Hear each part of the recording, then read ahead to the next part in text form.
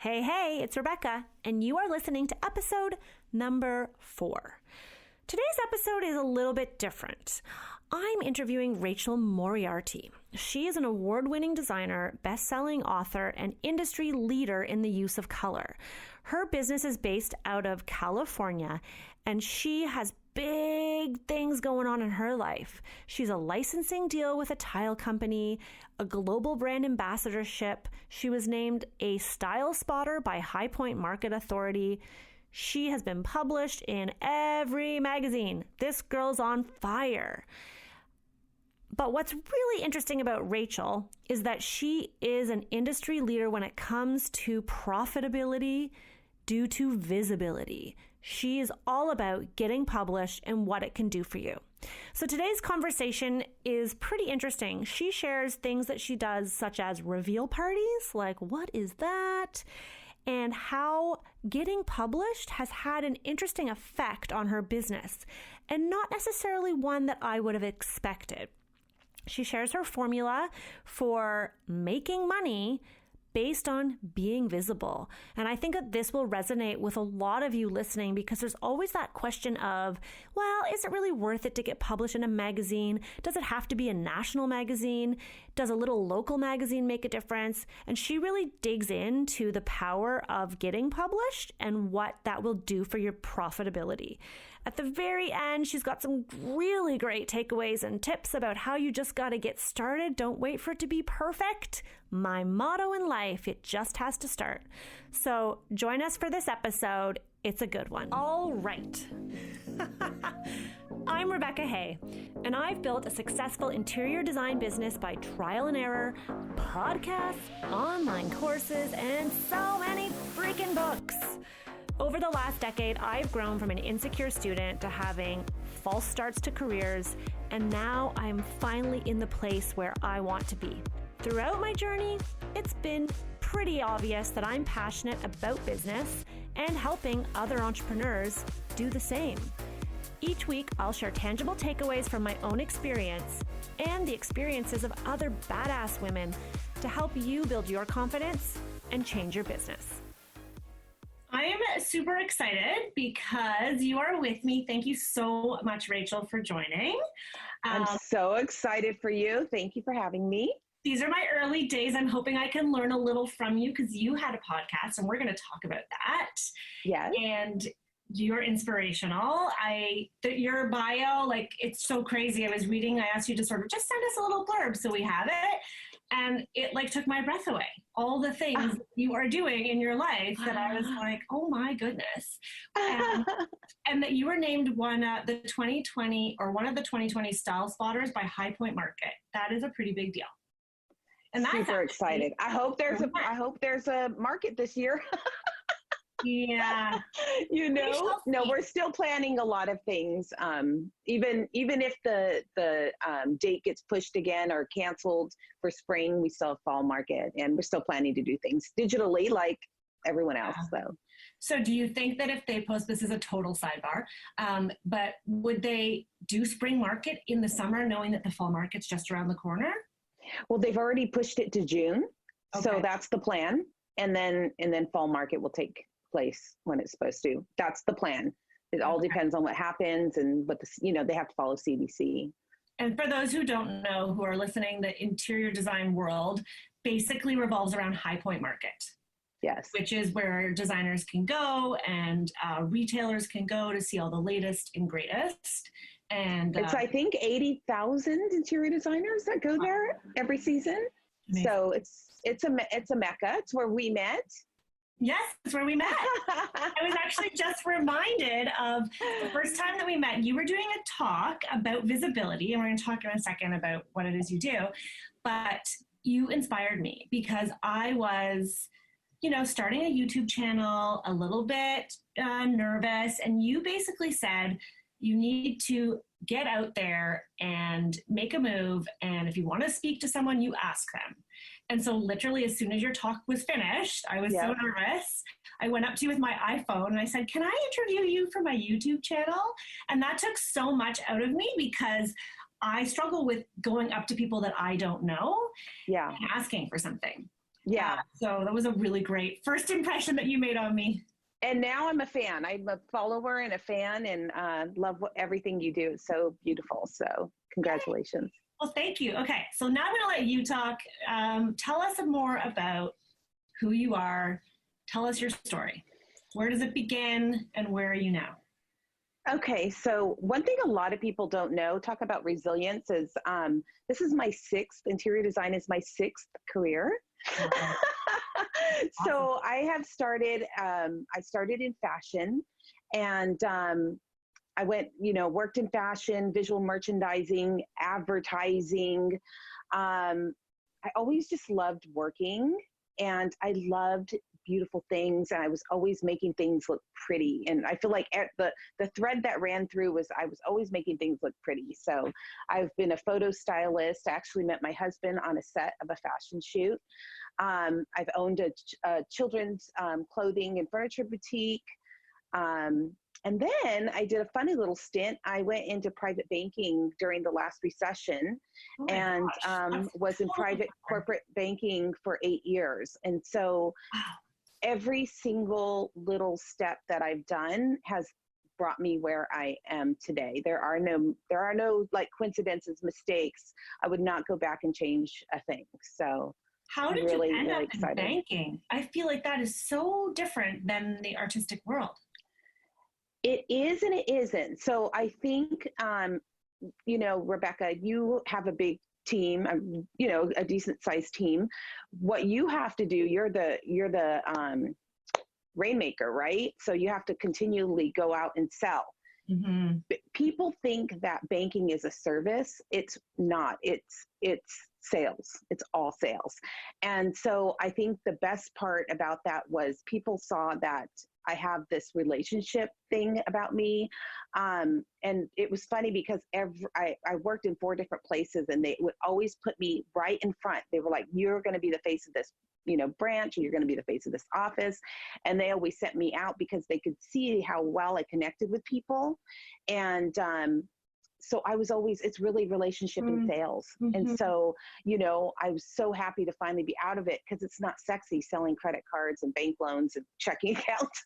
Right, definitely not. Not to me, maybe to somebody. Right. Some people out there really, get into that.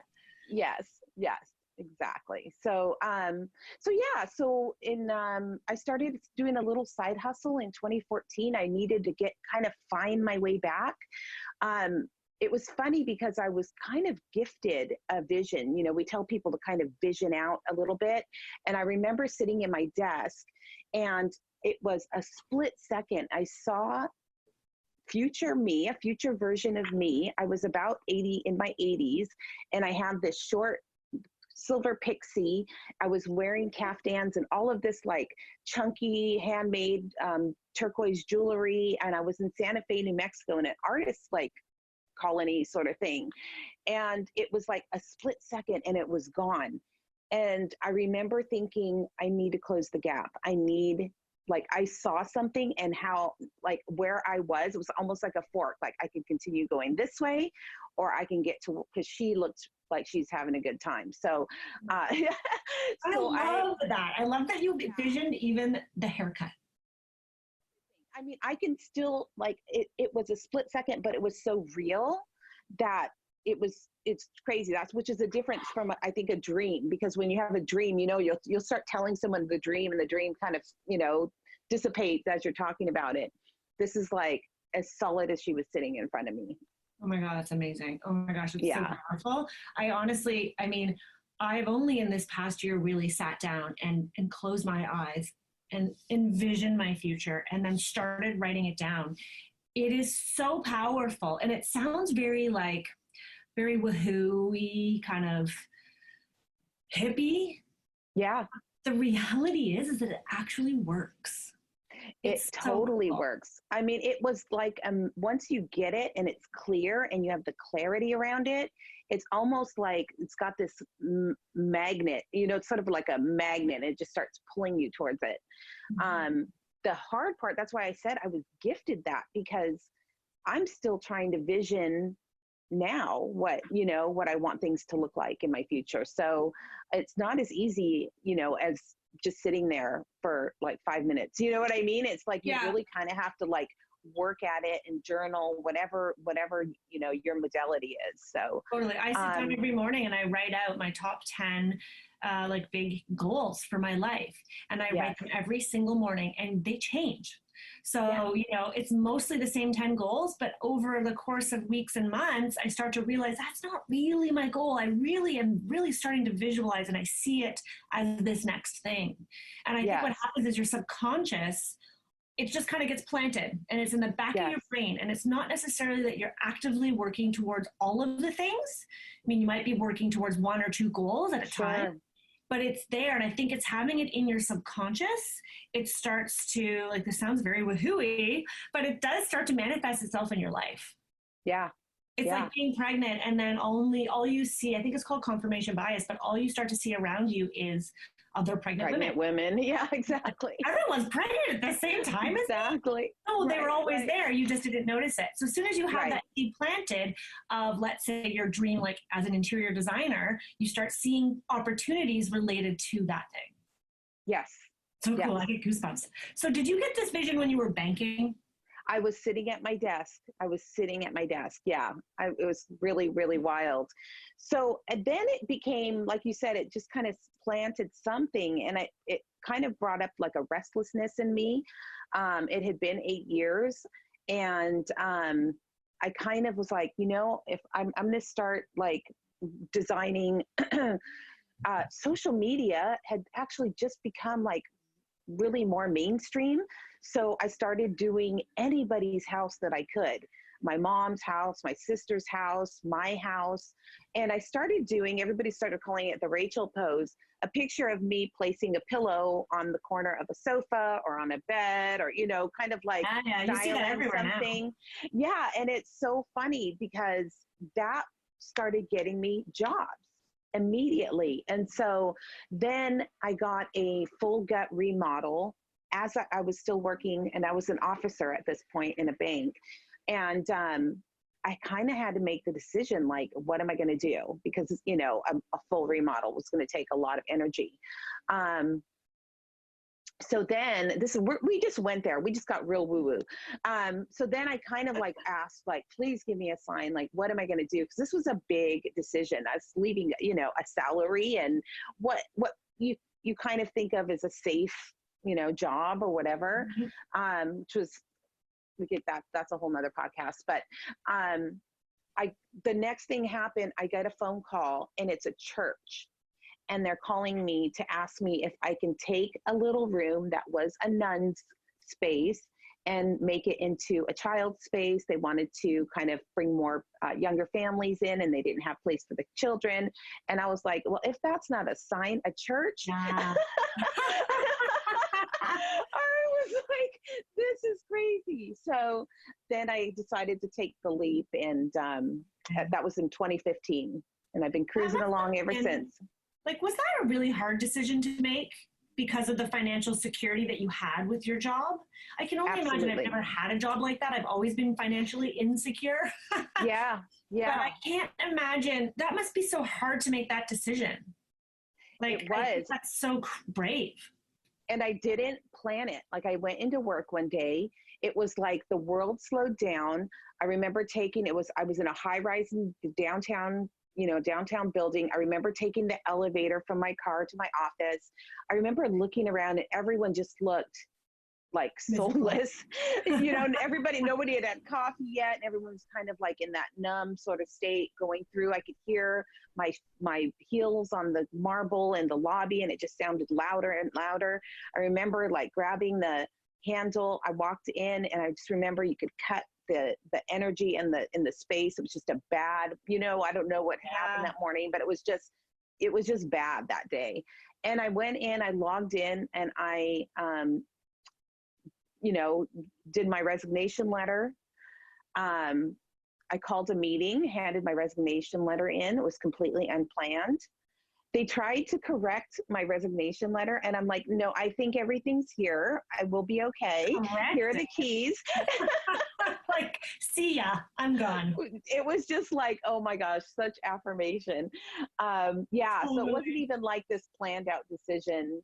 But what was funny is I had taken like the week before, like, let me just take inventory of like all these accounts I had. So I did kind of feel like, oh, I did, if I would quit, I had some runway, and, just everything kind of happened in place. So yeah, that was 2015. I launched, and I really have not stopped working since. What I love about that is I feel like we're in an unprecedented time right now where Yes. you had this vision, right? So you had this corporate job, you had this vision, and then you started to see affirmations around you of how you need, and you listen to that. Yeah. Oh, you froze on me. My internet connection's unstable. Sorry, let me rephrase. You're unstable, Rebecca. You're completely unstable. I'm unstable. You should see this room right now. Oh my God, it's a designer's nightmare. But anyways, what I think is really interesting is that you had that vision or this idea, and you had this dream in your heart that you just started to see opportunities as they popped up. And that was when the rest of the world was still humming around you. I feel like right now, like I strongly feel that this is a great opportunity with the world basically shut down because there's a pandemic, that it's a great opportunity for so many people to really listen to that vision or that tug on their heart and potentially make a change. Like I think now 100%. it's actually an easier time than even the way you did it. Yeah. I think, if people would not numb during this time and just, everything has just stopped. And it's like even the kind of collective consciousness is kind of slowed down too. Mm-hmm. It's really a great time to vision. So I 100% agree. I don't think we're going to go back to, you're going to have people that were working in corporate and commuting an hour and a half a day, working from home. And I just think everything's about to shift. Yeah, I agree. Okay, so you made the shift, and then how did you end up giving talks at High Point? Like, how did you get from starting your design business to the place that you were at least when I saw you, and you just keep rising? Sure. So I call it visibility for your business. I did hit that first summer. It was, I kind of laid off the gas. I mean, I had been really hustling it. And I laid off the gas on the first summer I was able to spend with my kids. And what happens when you stop marketing? Your pipeline, really goes down to, kind of zero. I was still had some projects that I was working on, but I had nothing in the pipeline. And I just remembered coming to the end and just being like, oh my God, you know how it is, Rebecca. I think we've all been there, And it happens a lot, especially in the design world, because it's such an interesting, it's project to project. So I'll have a time where I'm like, oh my God, I'm overwhelmed. We've got 10 plus projects. Yeah. And I'm so busy servicing those clients that I'm not marketing and I'm not networking. Yeah. And then the projects, this is literally what just happened. Projects all finish up. They look amazing. It's so great. I'm amazing. I'm a superstar.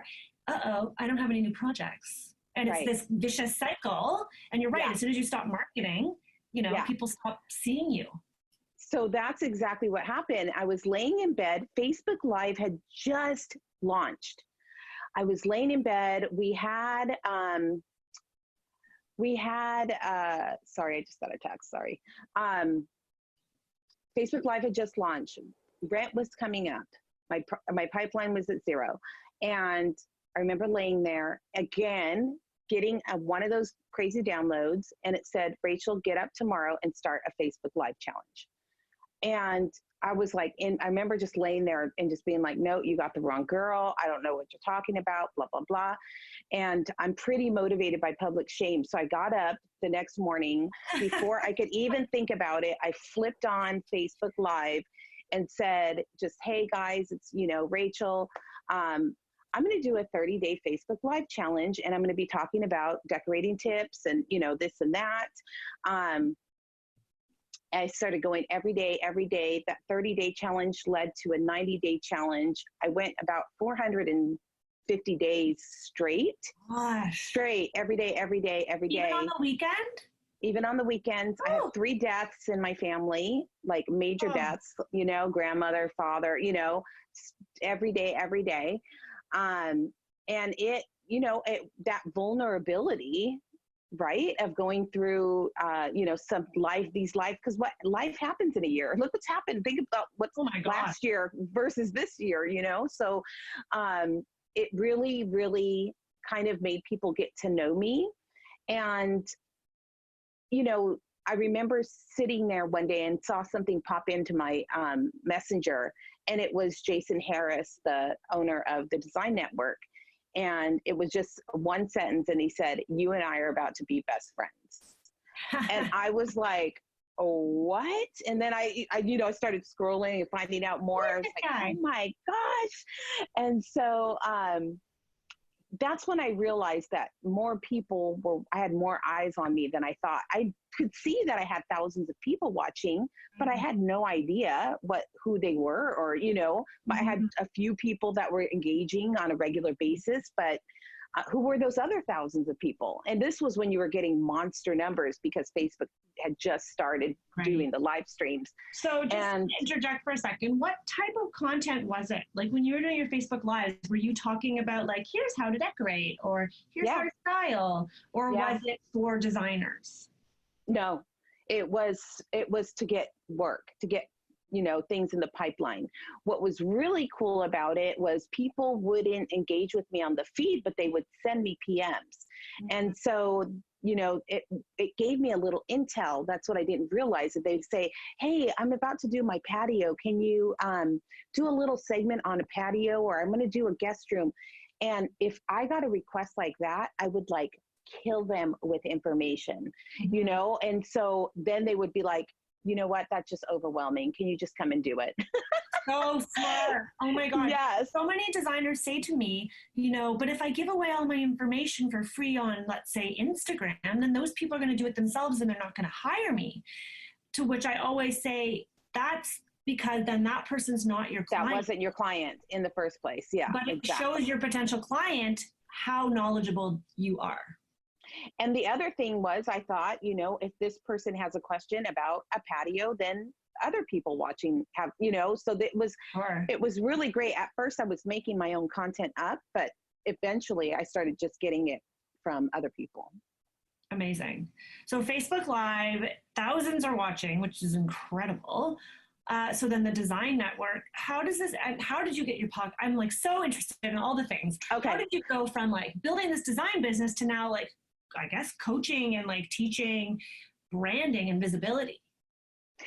So I was getting coaching with a design coach and or coach for designers. And the missing part to it was her visibility. I became friends with Dixie Willard, and both of us wanted more of her, you know, and she wouldn't show up. And sometimes she would go dark, even though we were members of her society or her whatever, you know, and we were just like, we had this thing we were craving. So we ended up doing virtual coffee dates, Dixie and I, and basically ended up coaching each other, because Dixie was a master of in-person networking. You know, she was a beast at it, and she grew her firm. She moved to Tennessee. She knew nobody, and she had a great, you know, bustling firm. I was great online, but nobody knew me. I was the best kept secret in my own community, pretty much. So we really started coaching each other. And then one day we just said, we should be recording these, because we were literally coaching each other, and we were both getting success off of, you know, I would say, you know, she was doing interior. She was pretty much almost like an architect, you know, she had started in engineering. And so, you know, I would tell her, you know, you should get out there and put like a hard hat on and get your plans out. And you know what I mean? Because people couldn't see what she was doing. Like people could see what I was doing, because I would go from basically drywall to pillows, and you know what I mean? And so I could put out a lot of content because it was a little quicker, right? And so she would be on these projects for so long. So anyway, that's how we ended up. And then, because I remember seeing some of them, you would share your videos, and it was the two of you on. I just remember seeing was Zoom, and you put Yeah. them on Facebook or on YouTube. I can't remember where I saw them. Or all Everywhere. We syndicated everywhere. it everywhere. Yeah. Yeah. Amazing. So then did you, like, how did that translate? So was this the same audience that you were using on Facebook? Or did you kind of, because those were people looking for design advice, but now you're talking about something very different with a very different audience. I'm curious how, because it's essentially like a different business in a way. Again. Yeah, we had no idea. We had no idea at the time. Yeah, it became a different business. We created a community around it. And, you know, it was a private Facebook community, and that's where we did a lot of challenges. We did a lot of collaborations. We had a lot of companies wanting to, you know, we had My Doma Studio, we had the Design Network. Occasionally we would have brands. So we would, sorry, my phone is just going with client requests right now. You would think people would be not doing, I have had not one project stop. It's pretty crazy. I know. It's like this when we think things are stopping. Yes. No, essential service, construction. I'm like, really? A $4 million beach house really is an essential construction, people. So funny. But anyway, it's a loophole right now. Yeah, so we ended up creating a whole community around it. We ended up having a membership community, a membership group called the Visibility. I can't even remember. We did a course. We did talks, but what we noticed as we were getting more visible is her business was getting busier, my business was getting busier, and then we had this other business that we created that we were doing everything ourselves. And you know, I'm a mostly solo firm. I have obviously like other parts of it that are farmed out, but mostly both of us were solo. And so we just really hit so much work. We just hit a little burnout. And then I got HGTV, and that was, you know, a 6-week production schedule. I did 3 renovations at one time. I think it was like 5 bathrooms, 4 kitchens. It was crazy. So we just kind of had to dissolve it at that point. Wow. I mean, it's almost like you guys are so good at what you do that everything's taking off. And ultimately, I think this is a great lesson for me, especially. I feel like I've gone through this similarly in different areas where I've got all these side hustles happening. And even my own business coach had said to me, like, you need to just sort of focus your energies, because when you're divesting your energy and you're focused on too many things, you're not going to be able to do them all well, and you're going to burn out, which is so true. Absolutely. You will. But you also, I feel like you also have to kind of find those things, because I wouldn't have thought, like, that's still a lingering thing. We did close it down. I'm still running my community, and I missed that part. Like, I didn't realize how much I loved the business of design, the marketing. 15 years in advertising that job has really positioned me well for setting up a personal brand. Photo styling, you know, now it's all about that. You know, I was doing it for print then, but that job has really positioned me well for where I'm at today, and what the kind of skills that you need to run a business that's, you know, seen. Girl, you should write a book. I swear. I know. I did do a collaborative book on marketing for the home stagers and decorators, and that hit #1 on Amazon. Oh my God, amazing. I didn't know that. Holy cow. Gosh, it's like everything you touch turns to gold. Oh, no. Seriously, like, it was so popular and so busy, we had to give it up. Oh my gosh. Okay, so because you're an expert, let's just jump into a few of the like tangible sort of takeaways. Sure.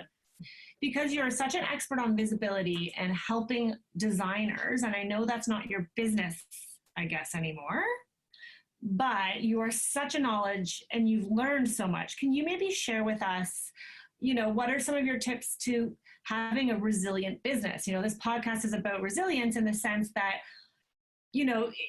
when times get tough, you have to keep pushing through. And that I think women are very strong and have so much more capability than we really give ourselves credit for.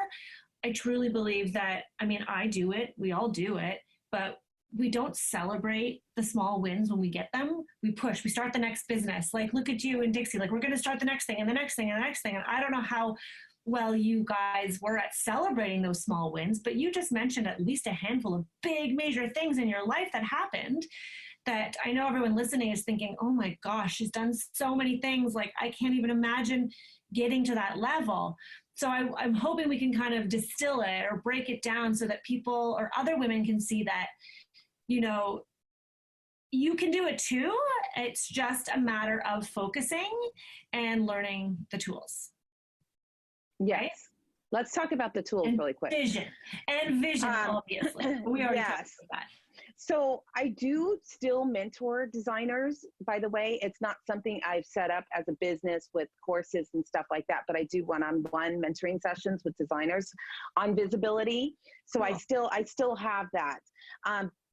One thing is, I would say, when you think about creating a resilient design firm, you have to focus on happy clients. And I would say your contractors too, whether it be like, I get a lot of leads from my paint contractor, a lot. Wow. I'm known for color, so he sends me off on color consults, which gets my little foot in the door, right? Mm-hmm. Happy clients too. You have to give them a great client experience. So you have to set up that referral business. I would say where the online comes in is my clients refer to another client, but all my clients are very smart and they do their due diligence. The first thing they're going to do is go check you out, right? Mm-hmm. So for me, I believe that visibility creates credibility. I have heard my own, one thing I started implementing, it's been super successful, about the last year and a half, are reveal parties. And it's funny to hear how my clients will introduce me to their friends or their colleagues. They'll say, this is Rachel. She's just in the March issue of San Diego Home Garden Lifestyle. Oh, this is Rachel. She's an HGTV designer. So all of these things kind of lift them up a little bit, I have an HGTV, how you're, we're like really kind of like, oh my gosh, because we've done it. Whatever, it doesn't mean anything, but anyway. But for them, it does. For them, it does. And so for me, that's when I started realizing I don't need to get published it's fun to be published, right?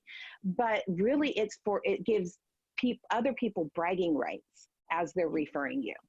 That's such a great point. I never thought of it that way, because, I tend to be a bit more humble and I don't like to talk or brag about my accomplishments. Same. And so, even on Instagram, I took off the whole HGTV thing. So I thought, well, who cares? That was a while ago. And that wasn't my best work. The budget was ridiculous. I want to just be known for I want to not have to lean on those things, I guess you could say. Sure. But the way you just phrased it is it's not so much about me, it's about what other people see and how that does give you credibility, which is so interesting. And I wouldn't have known that had we not started having reveal parties where all of their clients, especially, oh my gosh, I had this one client that owned a mortgage company. And so there were all realtors. Realtors think they're so bougie. And so... I haven't interviewed a realtor yet, but I think I should. Oh my gosh. They think they're so bougie, which is hilarious to me. So those external things are really important to a certain, person. Yeah. And realtors may not be able a lot of times to afford you, but they love to be able to refer you. Mm-hmm. And so, yes, I know Rachel, she's an HGTV designer. Oh, check out, she's in the color issue of this or whatever. I think it has been monster good for me. And I would have not come up with this myself. It was only from hearing other people talk about me. So let's just circle back for a second, because I feel like this reveal party, you're talking about it like everybody does it. What is a reveal party? And how do you get your clients to want to do this? Because I've had other sort of business coaches say, oh, you should invite people in when you finish a job. And I've never even asked a client because it's their home. It's not a public space. And I sort of think like, I always make the assumption they don't want other people in and that they're very private, but I have never asked. What are your reveal parties? Okay. So it's not every client. Some clients I have in, non-disclosure agreements with, they're very private. Extremely private. Obviously, I can't even post a photo of their house.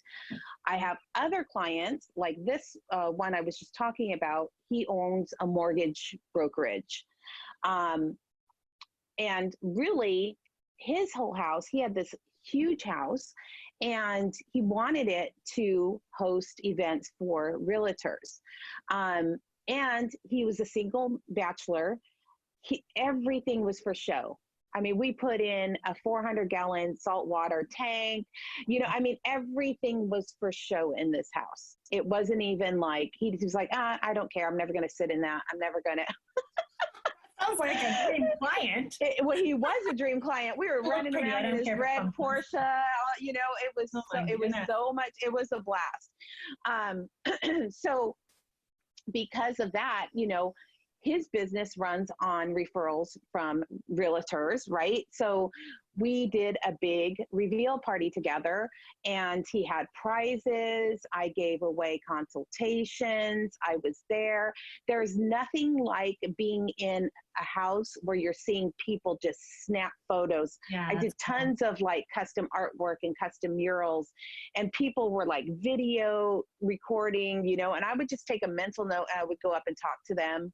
Let them know what I did. So it has to be mutually beneficial. Another big one, and these are big, like tens of thousands of dollars invested. We had valet out front. Really, really good. I woke up the next morning and the hottest realtor in my area was like, I want you to do my grandson's room just like you did his son's. I was like, all right, here we go. And so then I worked for this artist, an abstract artist. And so of course she wants to get her name out as well, right? So another giant reveal party. We had hung her art everywhere on the inside and the outside. We had DJs and catering and everything. Like these are one of these big parties. And then I have another client there. They own some breweries and distilleries, big breweries and distilleries.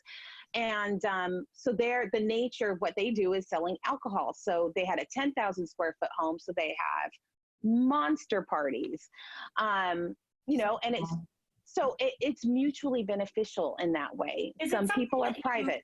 Is it something that you ask them once the job is done, or do you talk about it sort of starting from the beginning? I talk about it from the beginning. I go, I'm like, you know me, I'm just me, right? Rachel from the block. I'm like, girl, this is going to look so good at that reveal party. I start planting that seed so early. I'll be like, oh, we got to set this bar up for the reveal party. This is going to be so good. I can just picture, and I literally just say, oh my gosh, I can picture people hanging out here at your reveal party. Like, this is going to be epic. So I just start planting the seeds. It's like subliminal messaging thrown at them for months and months and months. 100%. So I'm working on this one right now, and my client is a lawyer. She owns a law firm. She has offices all over California, over 100 employees. And I'm like, when we get this done, your reveal party is going to be, you have to have a company Christmas party here. You have to, and right. So, and oh man, this is great ideas. It's so fun. It's so fun because literally, I remember at the last one I was at, somebody came up and asked, like, what do you do? And I was like, oh, I'm, Anne's designer. And she was like, and she started screaming. It was hilarious. Oh my gosh. You're a celebrity, girl. It's really fun. It's really, really fun. Oh my God. Obviously you love what you do, and that comes across in like your designs and your relationships with your clients. I think that's so important, whether you're a designer or whatever it is you do, you have to really love it because that passion will come through. And clearly you're so passionate about it. You get so excited. It's contagious. Yes. So great client experience, back to, the referral business. Yep. I think the print visibility, I think that's great, again, for people that talk about you. I only know this from doing these reveal parties and hearing people talk about me in front of me. Mm-hmm. Online visibility, because people are going to do their research on you. They're going to go to Instagram. They're going to go to Facebook. They're going to Google you, so you have to, I still think a blog's great. My blog, is great for business. Can I ask you a question about print? Yes. Because, so with print, there seems to be a bit of, at least in Toronto, designers, everybody wants to be in a national publication, right? They want to be in the big publications. What is your opinion on the smaller local publications and getting featured in those? Is it worth it? Or is it better just to hold out and do fewer but bigger, more national publications? So why would you want to be, it depends on why you would want to be in a national publication. I think it's like a status thing. Yeah. Okay. So regional will get you some business. I know that it was so funny because we just came out in the last, what are we in now, March? And we just came out in the March issue of San Diego Home Garden Lifestyle. And we didn't even know it had come out until my client, who is an artist, got a call. Like, I love your house. I want to, see it. Can I come and, get some art? So regional, you're a little more accessible. I think you'll get that kind of stuff. So for me, I don't care what kind of publication I'm in. I think I was in like 28 last year. So, I mean, and these are mentions. These aren't full, mentions. Some are project features. Some are, expert tips. For me, again, it's credibility, right? Yeah. So whether I'm, I have a collaboration with a tile company, whether I'm in Flooring Today or Flooring News or, something like that. Again, for me, it's what you do with it. So I share every little one that I get out, even industry ones, Furniture Today, Business of Home. I've been an AD Pro, any of those. It's really what you do with it. It doesn't matter whether it's national, small, industry, regional. Yeah, I love that. I love to hear you say that, because I've been doing a lot of smaller publications in addition to the bigger ones. I mean, I've been published, I don't even know how many times, I can't even count. And I don't say that to brag. I say that to say that there's a lot of smaller publications that really want content.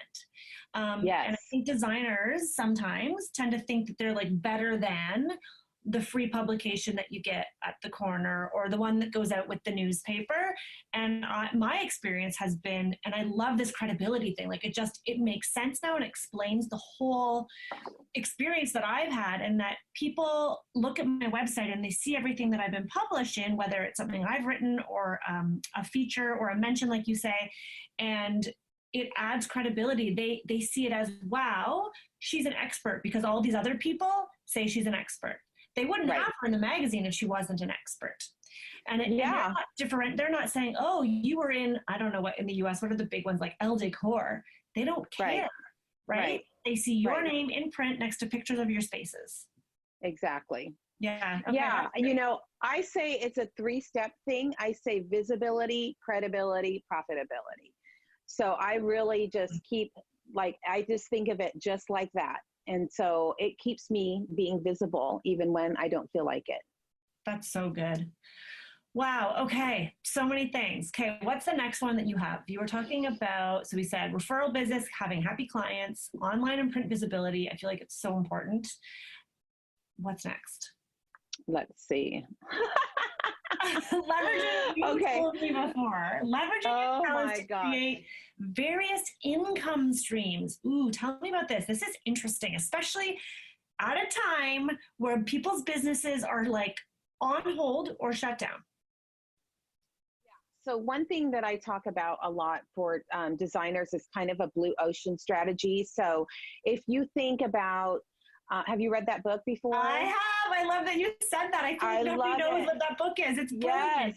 Yes. So for anybody listening that doesn't know about it, a red ocean, if you think about it, is you are competing on price. It's kind of, think about like sharks churning up the water and making the water red. And if you wait over here where there's no one, and I kind of thread your story. And for me, my story includes fashion. My story includes finance. When I have an analytical client, I can let them know, I was an officer, as a banking officer in private banking. Check my spreadsheets. I'm good. Ask me anytime. I dare you to point out a cell that's not right, and I can like look at them in the eye and tell them that. So when I first started doing design, I kind of tried to bury the whole finance thing. I was like, I had a voice in my head that said, who is going to hire a banker to decorate their house? Right.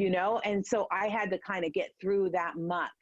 Now I use it as part of my blue ocean strategy that sets me apart, because I think creatives are not thought of as great business people all the time, or great with numbers. 100%. I think that is definitely a pillar of, like, if you can, oh man, if you had that, damn, I wish I had that. I'm that typical creative. I don't have that side. I think that's awesome. I don't love that side, but it's not a natural.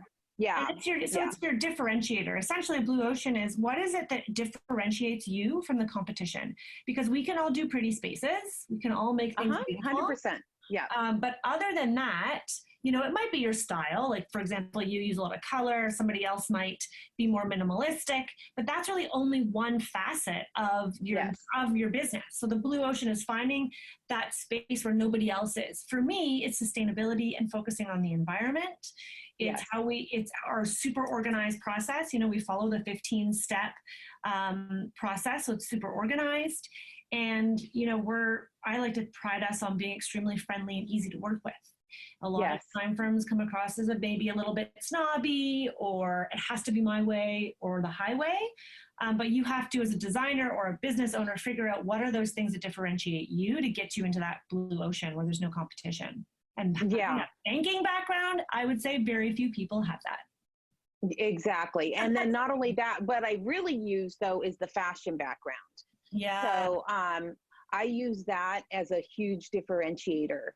I have, I think, a kind of a unique look all around, physically and awesome. Totally.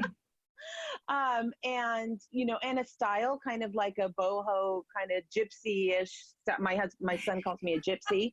And things like I've been collecting scarves since I was 12. I started thrift shopping when I was 12. All of those things kind of create a brand. Mm-hmm. And so that's really what I think the Blue Ocean strategy is using all of those pieces to create a brand for yourself. So good. It's just like lean into who you are.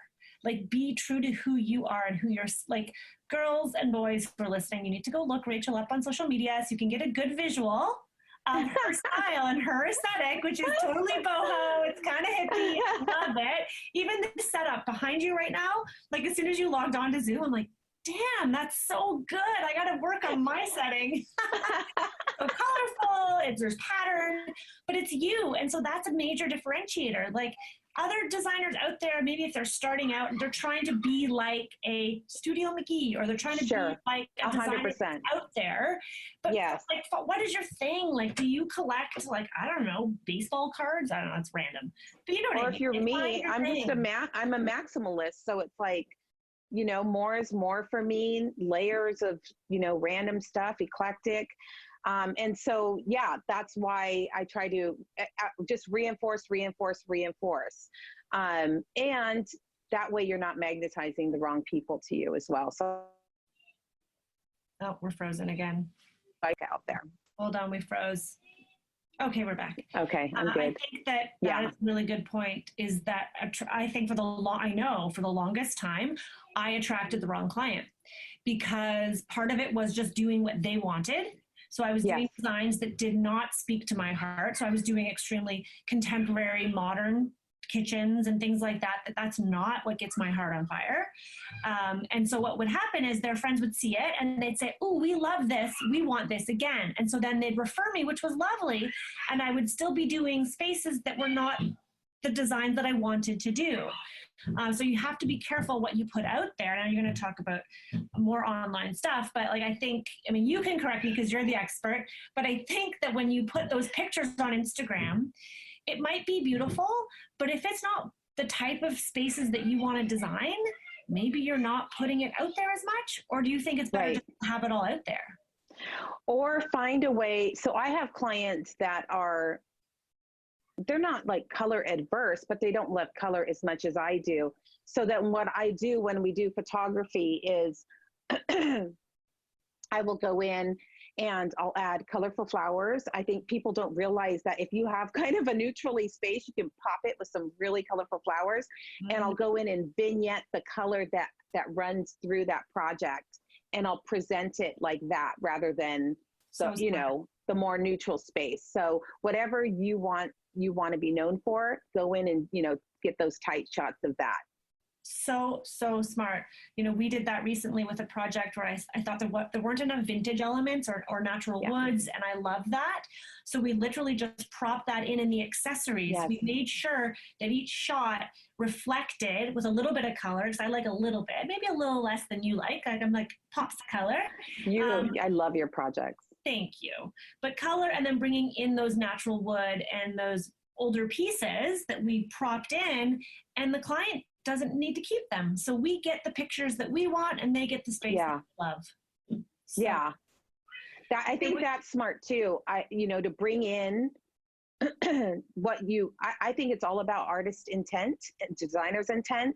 So I don't think people realize that they can bring in those props. Mm-hmm. And a lot of times people will keep it. I don't do that because I really am known for those final layers. So that's really where a lot of my jobs are. But if I was doing a remodel and it stopped at a certain point, I would definitely come in and style it. So I've propped in full furniture before. Like if people run out of money and they don't decide not to do the furniture, I've got chairs. You're still getting your photos, right? Keepers, man. Yeah, because I want to show that I do the whole thing, right? If I just keep showing empty millwork, that's what people will hire me for. Right. No, 100%. I had to do that recently with Sunbrella. I was in the middle of a remodel, and they wanted to shoot one of my projects because I started outdoor and then we moved indoor, and it was a hot mess. And they flew a content team out from New York, and I bought like everything and had to make it, just basically created a set for them to I had to stop work. I mean, it was crazy. So you can definitely pull it off. Bringing those other things though has really helped me with income streams. So being an influencer, having a point of view, color is definitely one of the things that people get me to talk about. You have to have a voice. You have to start using your voice to, get on a design bloggers tour, get paid collaborations, do style takeovers, do Instagram takeovers. This is an income stream as well. And so I think you just have to have a multifaceted approach to it. I think right now it's helping me to have the two in this kind of like unknown going into the next month or two. I've got not just design jobs. So do you have any tips, like given the situation we're in right now, there's currently a pandemic across the world and everyone is pretty much confined to their homes. Do you have any tips on how people could kind of look for extra income opportunities right now? This is it's a real long game, Rebecca. I mean, I wish I had a magic, silver bullet for. It's more like a seed planting process. No worries. Joseph. Joseph's popping in to say hi. You can say really quiet. Okay, buddy, I'm almost finished. And then I'll play with you for a minute. You can't make any noise. Why? Because I'm in a call. This is a COVID-19 2020 reality, right? Yeah, I got family right just out of camera view as well. Yep. Anyways, you were saying long game. Long game. It really is a long game. But what I would start doing, and what I'm telling people in my group to do, is go back, take those assets, those project photos, start doing a spreadsheet, start marking, what did I use in there? Renee Kazara's sofa, a Faizi rug, Korean company lighting, just start doing that. And as you're posting, start tagging them, your kitchen is, Wolf Sub-Zero, M-Tech hardware, whatever. I even tagged Sherwin-Williams or Benjamin Moore. They are all, think about it, they have all stopped showing. They can't do their conferences, and, shows have stopped too. So they're really going to be looking for product and product photos right now. So I would really start pushing that stuff out and tagging everything properly. And you may even want to approach people too and let them know, I used all Sub-Zero in this, and I just got my photography back, so you can always, talk to people too. You'd be really surprised. Do you tag all your peeps? So this is interesting to hear you say this, because I kind of go back and forth, where sometimes I tag ones that I, know and love, but then there's times where I think, well, should I be tagging everything? Joseph, honey, can't make sound, okay? Well, then you have to go do it in the hallway. It's too loud. We're recording the sound. And then I wonder, well, do I really want to give away all my sources? Do you know you can layer your tags over in a corner? You can stack them all one on top of each other. That's so clever. As opposed to that way, this lamp is this curtain is this, that chair is that. You're not housed. You don't have to tag it like that. Just stack your tags. Yes, and then what I'll do is I'll put the photographer on top, because I would want that person to get, exactly. And then all these people will get their tags. Half the time, I don't care if people know, I really don't care. Yeah. But sometimes I have done the stack. So I think it's smart. It's smart to do it that way.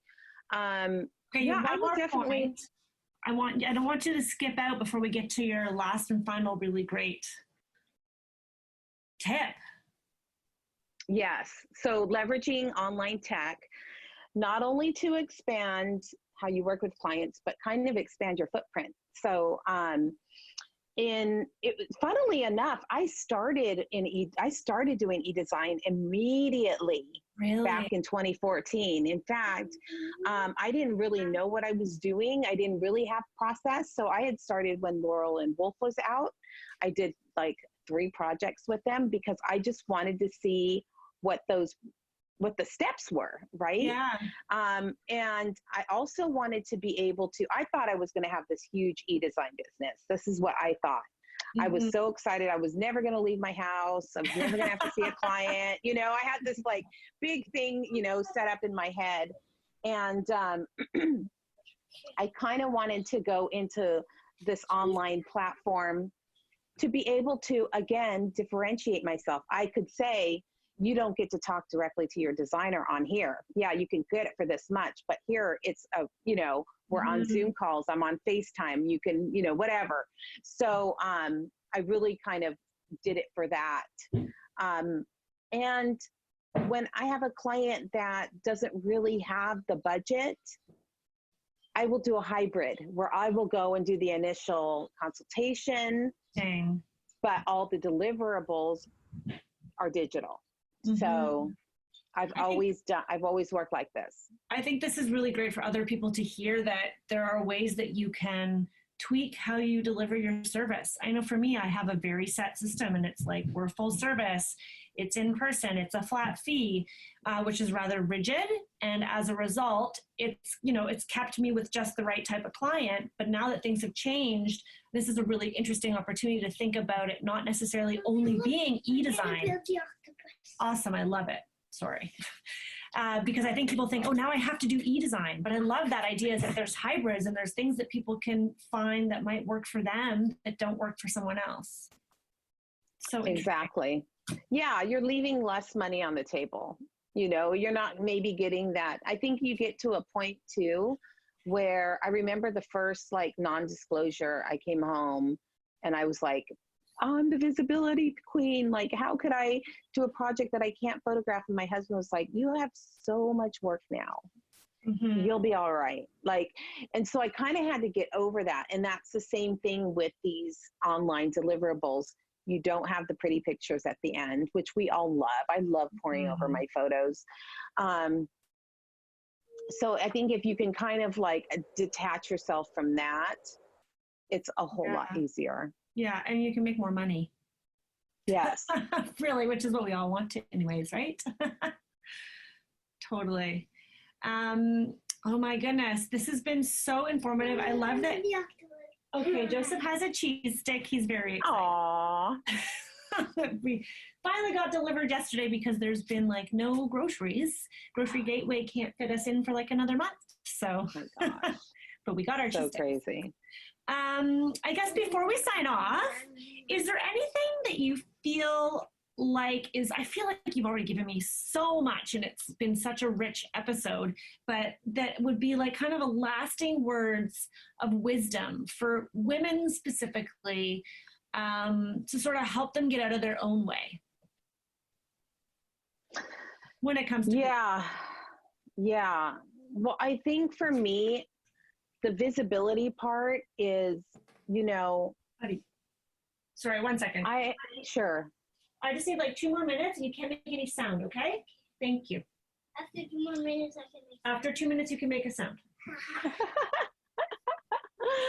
I think I have heard every excuse, from I'm too old to I'm too young, I'm too fat, I'm too skinny, I'm too this, I'm too that.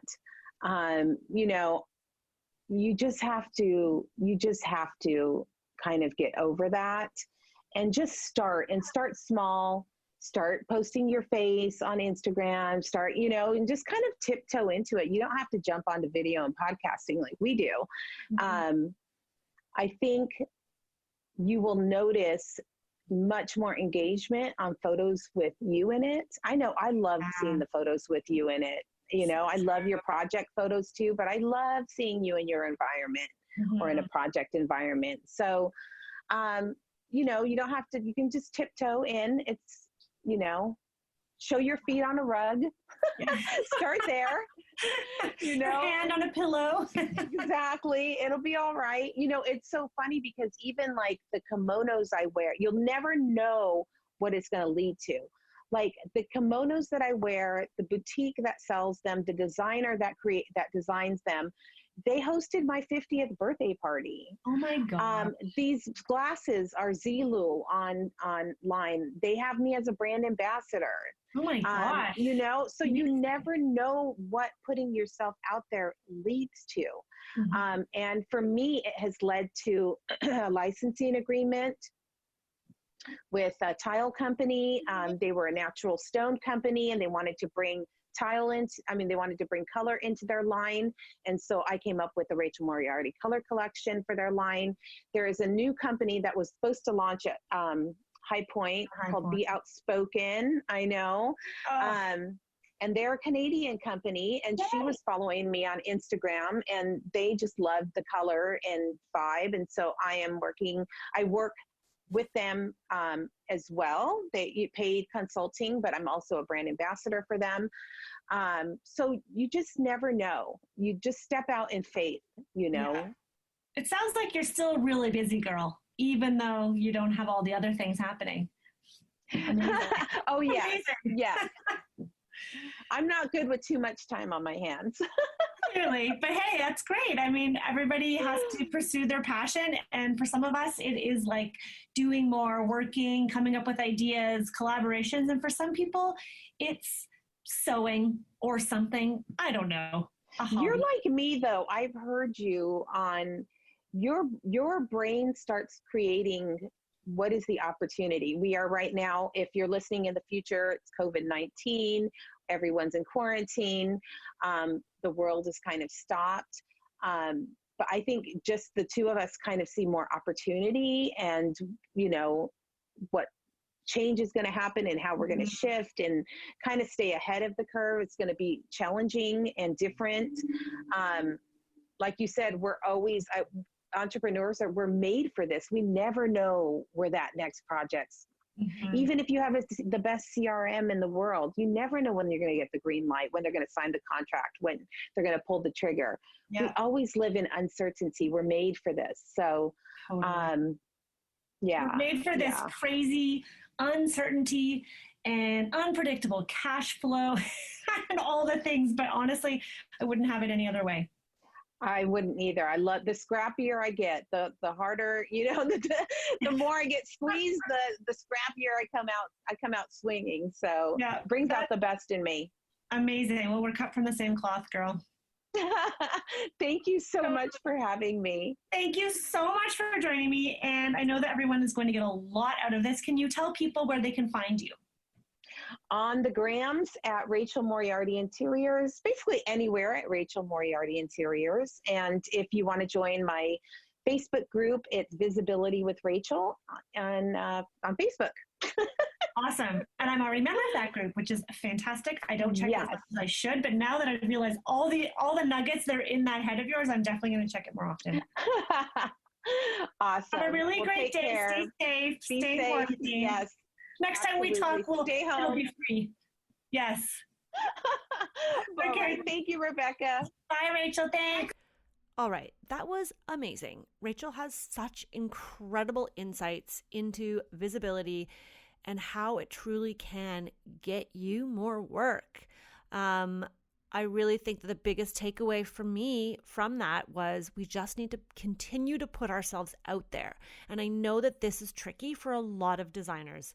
In our online Facebook group, there's always a lot of talk about how people need to post more, but they don't do it. So let this be inspiration to get you off your butt and online. I will see you guys next time.